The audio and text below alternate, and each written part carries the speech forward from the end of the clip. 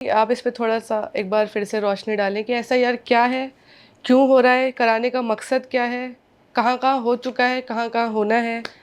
और बस यही। और एक कुछ लोग एक समूह ये भी कह रहा है कि ये एनआरसी की तरह है, एक तरह की एनआरसी है।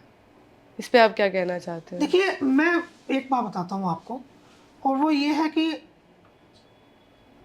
एक वर्ग है जो ये मानता है कि मुस्लिम्स को सेकंड क्लास सिटीजन हुँ, बनाना चाहते हैं। और टारगेट करना चाहते अभी हैं। आप देख रहे होंगे कि देश में इस समय हिंदू राष्ट्र बनाने की यात्रा निकल रही है, हुँ, और बाकायदा उसमें देश की बड़ी-बड़ी सेलिब्रिटीज़ उसमें आ जा रहे हैं। हुँ, सनातन धर्म यात्रा है वो।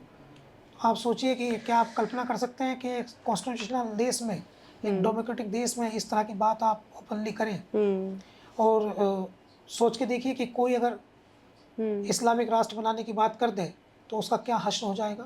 बिल्कुल। और ये बहुत अनफॉर्चुनेट है कि एसआईआर या एनआरसी जैसे मुद्दे जो हैं, हुँ, वो किसी एक समूह को, हुँ, उनके लिए ट्रबल मेकर हो रहे हैं। हुँ, बंगाल, असम, बिहार, ये 3 ऐसे स्टेट हैं। बिहार और बंगाल बांग्लादेश का बॉर्डर आप कह सकते हैं, असम बर्मा का, हुँ, जहाँ ये कहा जा रहा है कि यहाँ बड़ी संख्या में हुँ, घुसपैठिए आ गए। हुँ, अच्छा, कई बार ऐसा लगता है कि फैक्ट क्या है, मैनिपुलेशन क्या है, इसको समझने की आवश्यकता है। हुँ, मैं आप पे कोई आरोप लगाऊं, कोई भी गलत आरोप, और आप सफाई भी ना दे पाए, हुँ,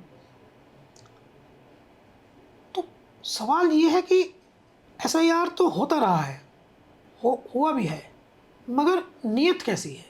हुँ, क्या आपकी नीयत जो है वो सर्वधर्म समभाव की है?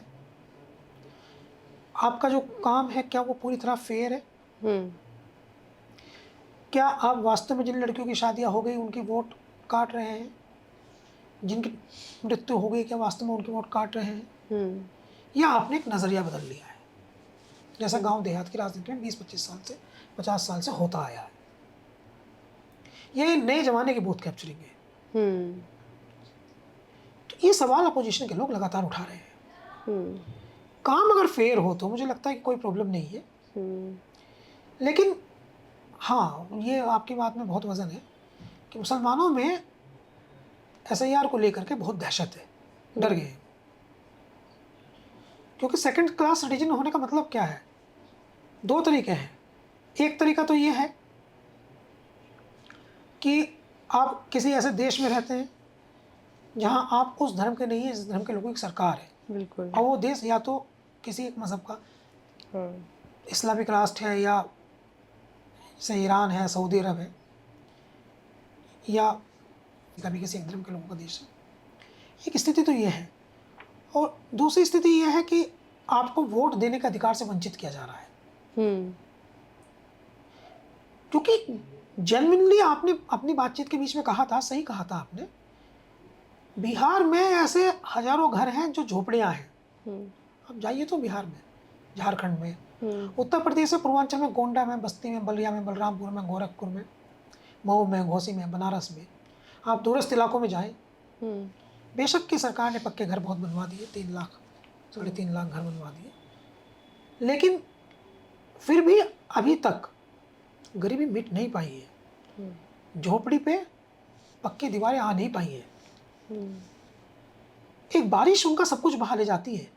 हुँ, ये तो बहुत मैच्योर, बहुत पढ़े लिखे लोग ही हैं, जिनके पास से पुराने कागज़ात होते हैं।